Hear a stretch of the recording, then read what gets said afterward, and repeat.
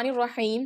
حضور صلی اللہ علیہ وسلم ہر بیوی کے پاس ایک دن رہتے، باقی ازواج مطہرات البتہ باری والی زوجہ کے پاس اکٹھی ہو جاتی۔ ایک دفعہ حضرت عائشہ رضی اللہ تعالی عنہ کی باری تھی جب حضرت زینب رضی اللہ تعالی عنہ ابن ماجہ کی روایت کے مطابق بلا اجازت ان کے حجرے میں داخل ہوئیں۔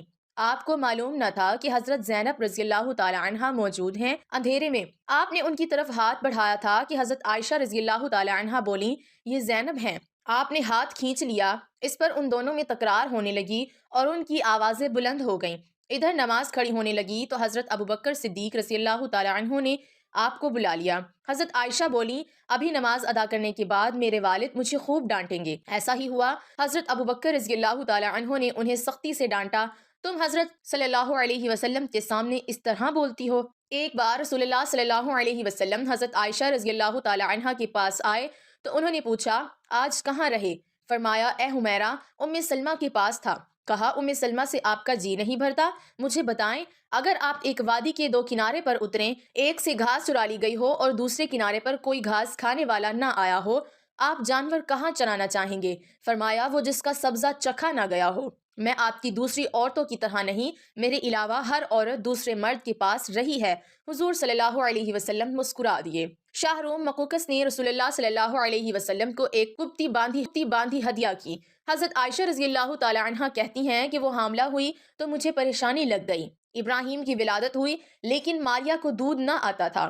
آپ نے بچے کے لیے دودھ دینے والی بھیڑ خریدی جس کا دودھ پی کر وہ موٹا اور سرخ و سفید ہو گیا۔ ایک دن آپ ابراہیم کو اپنی گردن پر اٹھا کر لائے اور پوچھا، عائشہ، بچے کی مجھ سے مشابہت کے بارے میں کیا خیال ہے؟ میں نے سوتاپے کی وجہ سے کہا، مجھے تو آپ سے کوئی مشابہت نظر نہیں آتی۔ فرمایا، بچے کی صحت کے بارے میں کیا کہتی ہو؟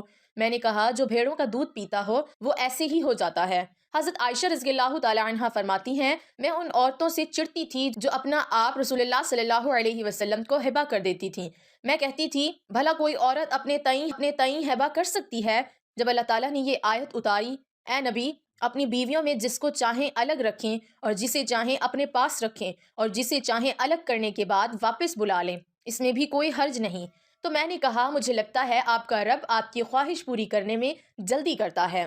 ابن حجر کہتے ہیں، کئی صحابیات نے اپنی جان رسول اللہ صلی اللہ علیہ وسلم کو بخشی مگر آپ صلی اللہ علیہ وسلم کسی ایک کو نکاح میں نہ لائے کیونکہ یہ آپ صلی اللہ علیہ وسلم کے منشا پر موقوف تھا، بشرط یہ کہ نبی صلی اللہ علیہ وسلم اس کو اپنے نکاح میں لانا چاہیں۔ ابن حجر نے حضرت میمونہ رضی اللہ تعالی عنہ کے وہبہ ہونے کا بھی رد کیا ہے۔ ام المومنین حضرت سودا بنت زمع رضی اللہ تعالی عنہ نے اپنی باری کا دن رضی اللہ تعالی عنہ کو دے دیا تھا، چنانچہ حضور صلی اللہ علیہ وسلم حضرت عائشہ رضی اللہ تعالی عنہ کی ہاں 2 دن قیام فرماتے۔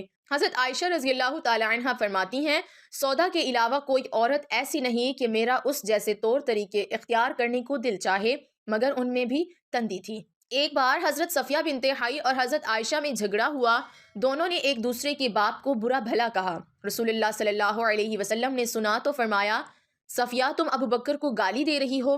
حضرت عمر رضی اللہ تعالی عنہ فرماتے ہیں، نبی صلی اللہ علیہ وسلم کی ازواج آپس کے رشک و رکابت کی وجہ سے آپ سے روٹھ گئیں تو میں نے ان سے کہا، نبی صلی اللہ علیہ وسلم تمہیں طلاق دیں تو بڑی امید ہے کہ ان کا رب انہیں بدلے میں تم سے بہتر بیویاں دے دے تو اسی مضمون کی آیت نازل ہو گئی۔ ایک سفر میں نبی صلی اللہ علیہ وسلم کے ساتھ جانے کے لیے حضرت عائشہ اور حضرت حفصہ رضی اللہ تعالی عنہم کے نام قرآن نکلا۔ رات کے سفر میں گفتگو کرنے کے لیے آپ صلی اللہ علیہ وسلم حضرت عائشہ رضی اللہ تعالی عنہ کو اپنے ساتھ رکھتے تھے۔ حضرت حفصہ رضی اللہ تعالی عنہ کو اس پر رشک آیا، انہوں نے حضرت عائشہ رضی اللہ تعالی عنہ سے کہا، تم میرے اونٹ پر سوار ہو جاؤ اور میں تمہارا اونٹ پکڑ لیتی ہوں، دیکھتی جاؤ کیا بنتا ہے۔ رسول اللہ صلی اللہ علیہ وسلم حضرت عائشہ رضی اللہ تعالی عنہ کے اونٹ کے پاس گئے اور حضرت حفصہ رضی اللہ تعالی عنہ کو سلام کیا۔ رات بھر کے سفر کے بعد پڑاؤ کا وقت آیا تو حضرت عائشہ رضی اللہ تعالی عنہ آپ سے دور رہیں۔ وہ نبی صلی اللہ علیہ وسلم سے شکوہ تو نہ کر سکتی تھی، اس لیے زمین پر اترتے ہی اپنے پاؤں اذخر خاص میں ڈال دیے جس میں سانپ بچھوؤں کا بسیرا ہوتا ہے اور رنج کے باعث دعا کرنے لگیں، اے رب، ڈسنے کے لیے مجھ پر کوئی سانپ بچھو ہی مسلط کر دے۔ نبی صلی اللہ علیہ وسلم اپنی ایک زوجہ حضرت عائشہ رضی اللہ تعالی عنہ کے پاس تھے۔ اتنے میں ایک دوسری بیوی حضرت زینب رضی اللہ تعالی عنہا نے کھانے پر رکابی بھیجی۔ حضرت عائشہ رضی اللہ تعالی عنہا نے، جس کے ہاں نبی صلی اللہ علیہ وسلم تھے، لانے والے خادم کے ہاتھ پر ایک ضرب لگائی تو رکابی گر کر ٹوٹ گئی۔ آپ نے رکابی کے ٹکڑے اور گرا ہوا کھانا اکٹھا کیا اور فرمایا، تمہاری اماں ام المومنین کو رشک آ گیا تھا۔ خادم کو روک کر آپ نے گھر سے نئی رکابی دے کر رخصت کیا۔ حضرت عائشہ صدیقہ رضی اللہ تعالی عنہا فرماتی ہیں کہ ایک رات سوتے وقت میرا جسم آپ صلی اللہ علیہ وسلم کے جسم سے مل گیا۔ آپ صلی اللہ علیہ وسلم نے فرمایا، عائشہ کیا تم مجھے اس رات رب کی عبادت کی اجازت دیتی ہو؟ میں نے کہا، واللہ مجھے آپ کا قرب پسند ہے، تاہم میں آپ کی خواہش کو ترجیح دیتی ہوں۔ پھر آپ صلی اللہ علیہ وسلم نے قیام کیا اور رو رو کر قرآن پاک کی تلاوت کی، حتیٰ کہ آپ کے کندھے مبارک بھیگ گئے۔